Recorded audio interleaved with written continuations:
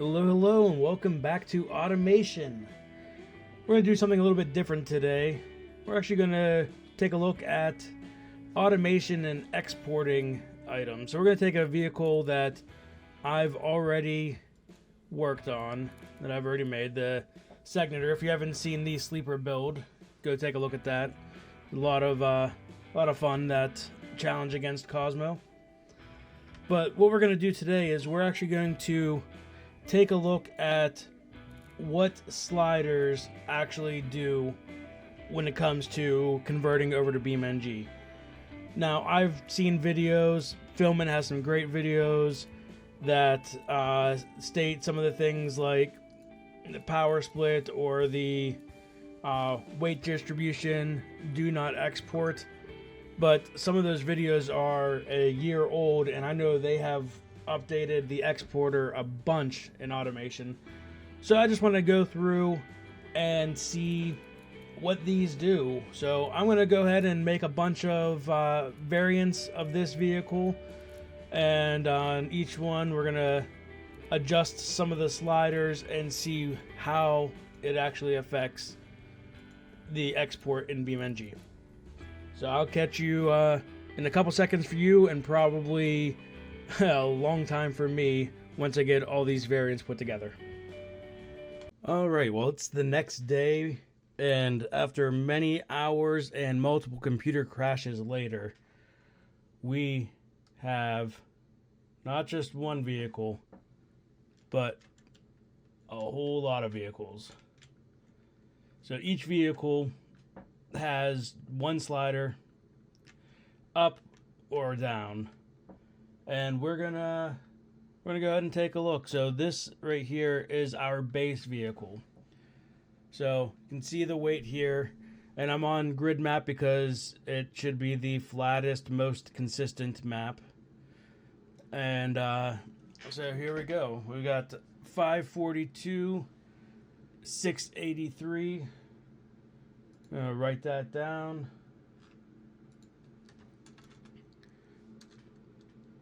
We'll call it 541 in the front, and we'll call it 685, 684, 685 on the bottom, on the rear, I mean. So that's our baseline. So the first up is the chassis slider. Chassis slider affects the weight. This is chassis slider all the way down to low quality, chassis quality low, and that is significantly heavier. That goes from 541 to 630 something, and in the rear from 685 to 7 something. So we're almost 200 pounds by doing that. And then going from that to the chassis quality high, it drops significantly down to under 500 pounds in the front and 640 in the rear. So that's about 40-50 pounds on each tire, less than the base. And I said 200 before. That's about 400 for the other ones because it was about almost 200 per tire, right?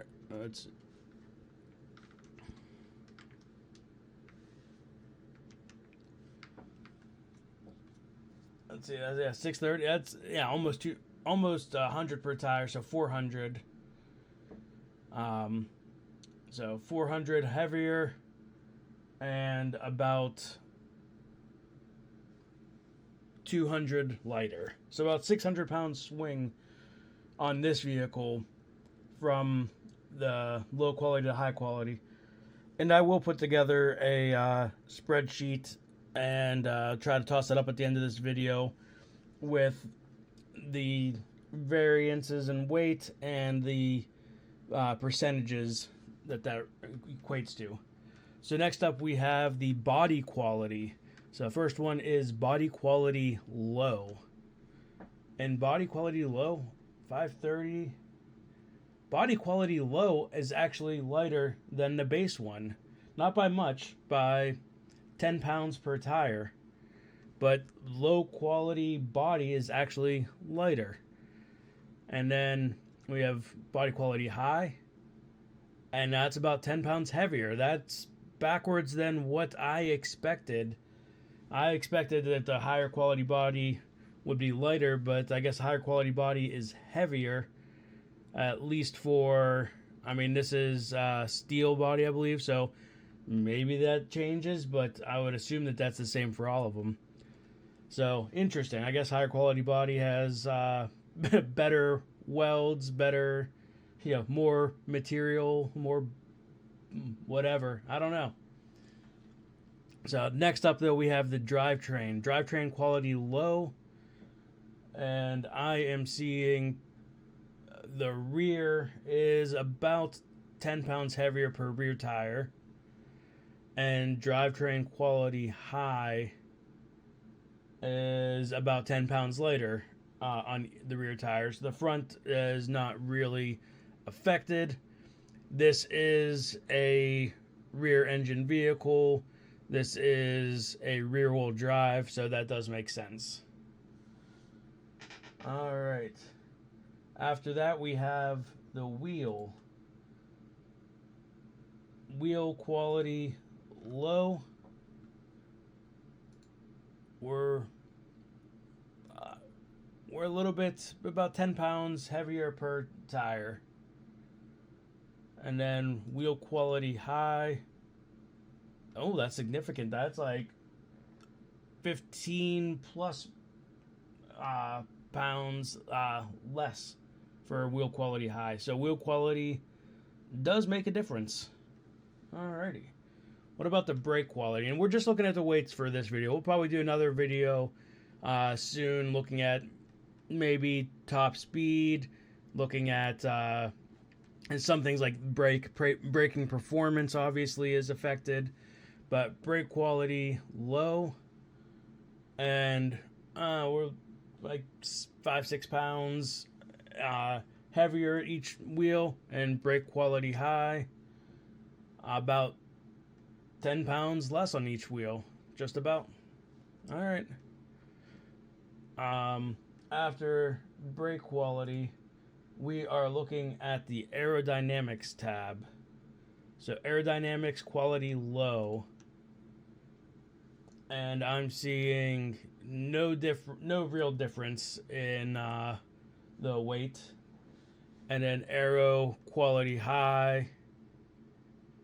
Again, no real difference in the weight.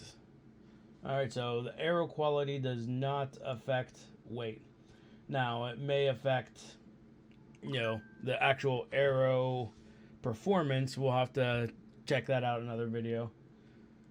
But we're going to go to the interior next. Interior quality low.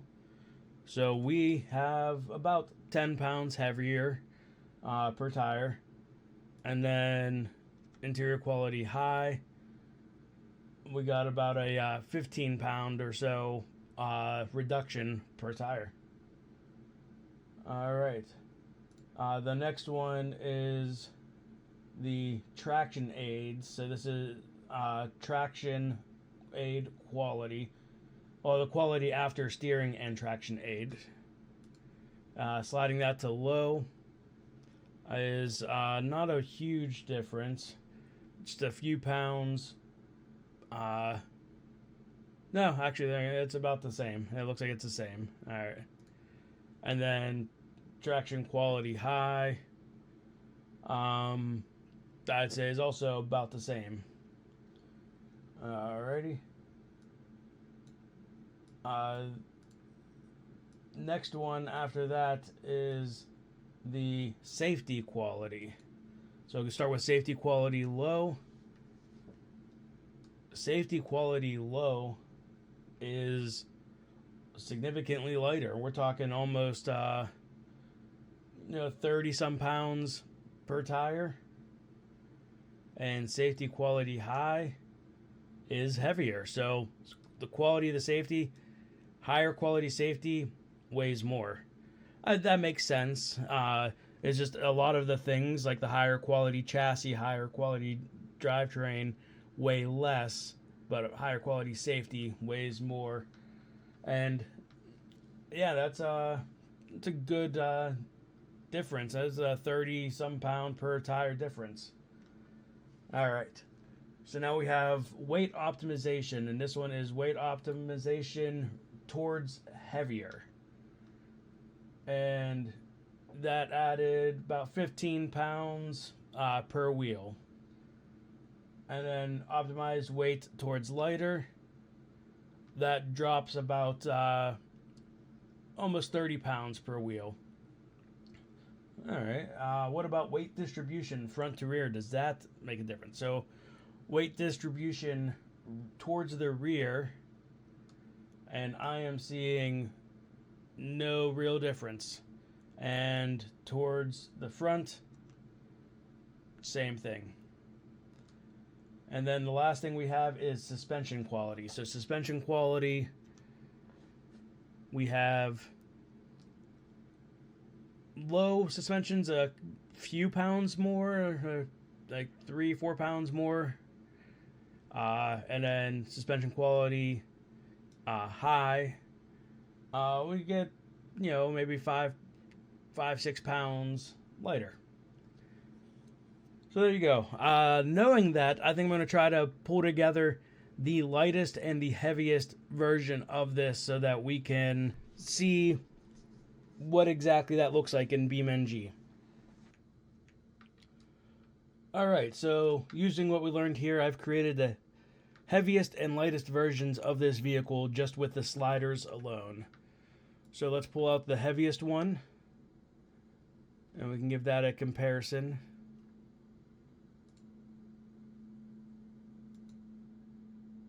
So from 541, 685, we're up to 737 and 889. Woo! All right. So that's almost 800 pounds. That's 800 pounds heavier than the base one. All right. And then what about the lightest?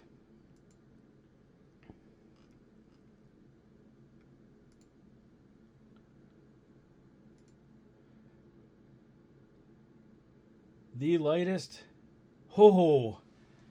down to under 400 pounds on the front. Wow, that's, so what is that? A 100 and little under 150 per tire lighter than the base. So you can add 800 pounds or you can drop 600 pounds just with the sliders alone on this vehicle. That's significant. I mean, we're talking